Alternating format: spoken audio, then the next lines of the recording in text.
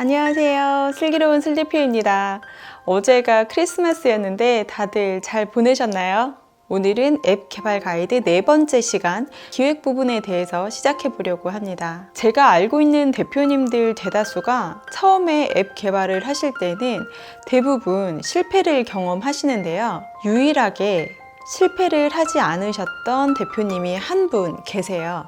어떻게 그렇게 처음부터 개발을 잘 하실 수가 있으셨나 물었더니 기획에만 6개월을 쓰셨다고 합니다. 그만큼 기획이 중요한 건 알겠는데 또 이걸 막상 어떻게 해야 될지 상당히 난해한 부분입니다. 저는 처음에 스토리보드라는 게 있는지도 몰랐고 처음부터 와이어프레임을 그렸는데요.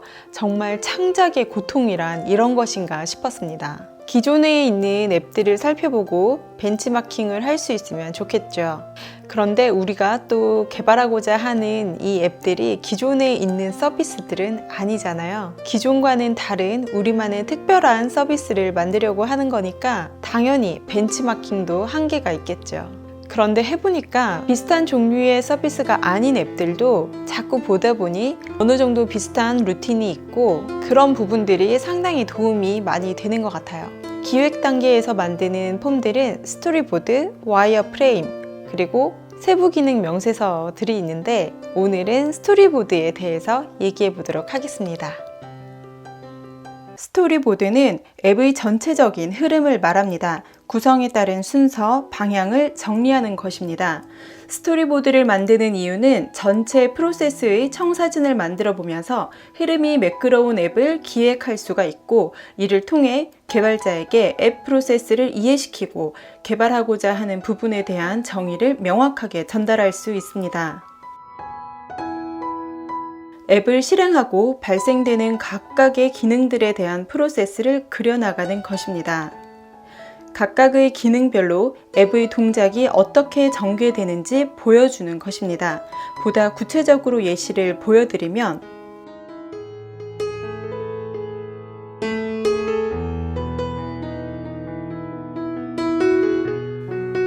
이렇게 해서 개발자는 이 스토리보드를 통해 앱 프로세스를 제대로 이해하고 개발 계획을 설계할 수 있으며 이러한 기획 부분이 명확하지 않으면 점점 더 개발은 꼬여갈 수밖에 없기 때문에 개발자와 클라이언트는 스토리보드를 충분히 같이 검토하며 앱 흐름에 막힌 곳은 없는지 모순이 되는 부분은 없는지 살피며 전체 기능이 잘 흐를 수 있도록 만들어 나가야 합니다.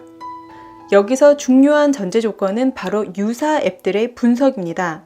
처음에 말씀드렸다시피 비슷한 서비스의 앱들을 많이 보셔야 합니다. 내가 하고자 하는 서비스와 똑같은 앱은 없겠지만 유사한 앱들을 대충 보는 것이 아니라 정말 하나하나 낱낱이 뜯어보셔야 됩니다. 우리는 지금까지 유저로만 살아왔기 때문에 카카오톡으로 채팅을 하면서 쿠팡으로 쇼핑을 하면서 앱의 구조를 살펴보거나 흐름을 생각해 볼 일이 절대 없었죠. 한마디로 아무 생각 없이 앱을 써왔는데요. 이게 보면 얼마나 복잡한 일인지 아시게 될 겁니다. 예를 들어서 대부분이 가장 쉽게 생각하고 넘어가는 회원가입 부분에 대해서 말씀드려 볼까 합니다.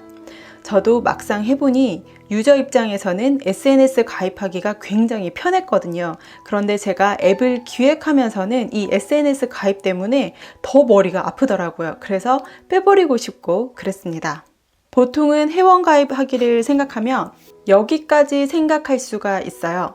그런데 실제로는 이렇게 진행이 되고 더 구체화시키면 이런 식으로 진행이 되고 있습니다. 저는 처음 앱 개발을 할 때 사실 2단계까지밖에 생각을 하지 못했고 이렇게 개발하고 나니 문제가 생겼죠. 바로 로그인할 때 아이디 패스워드 찾기가 없었던 거죠. 나중에 알게 돼서 넣으려고 하니 굉장히 복잡해졌고 그 당시 앱 전체 개발비가 4천만 원이었는데 아이디 패스워드 찾기 기능을 추가하는데 400만 원 견적이 나오더라고요. 우리가 웹사이트 방문을 하면 메뉴에 사이트 맵이라고 많이들 보셨을 겁니다. 보통 앱에서는 표시되지 않지만 앱 메뉴를 기획할 때는 사이트 맵으로 한눈에 보기 좋게 하위 메뉴들을 정리하는 것이 좋습니다. 스토리보드를 그릴 때 파워포인트에서 한 페이지에 틀을 그리고 필요한 세부 항목들을 넣고 내용을 채워 나갈 수도 있지만 이렇게 하면 시간도 많이 걸리고 하다 보니 머리가 스탑되는 느낌을 받으실 겁니다. 그래서 요즘에 많이 쓰는 세 가지 툴을 소개해 드리면 스케치와 피그마 그리고 어도비 XD가 있습니다. 이 툴들을 이용해서 그리면 훨씬 더 편리하고 시간도 절약하며 만들 수가 있고 실제로 앱이 동작하는 것처럼 모션을 줄 수가 있어서 앱 플로우를 훨씬 더 쉽게 이해하며 그려나갈 수가 있습니다. 각 툴들은 하나만 배워도 다른 툴들을 쓰기가 쉽고 모두 애니메이션 효과들에 집중 지원하는 추세입니다. 스케치는 직관적이고 신속한 작업이 장점이고 팀워크도 가능하지만 가장 큰 단점은 맥에서만 쓸 수가 있습니다. 피그마는 맥, 윈도우 모두 사용이 가능하고 또 외부로도 이용할 수 있어서 범용성이 뛰어나고 개발 기획, 협업 기능에 특화되어 있습니다. 어도비 XD는 디자인에 특화가 되어 있고 최근에는 개인에게 무료로 사용할 수가 있어서 많이들 사용하는 추세입니다. 이번 시간은 스토리보드에 대해서 알아봤고 다음 시간은 와이어프레임에 대해서 알아보도록 하겠습니다. 감사합니다.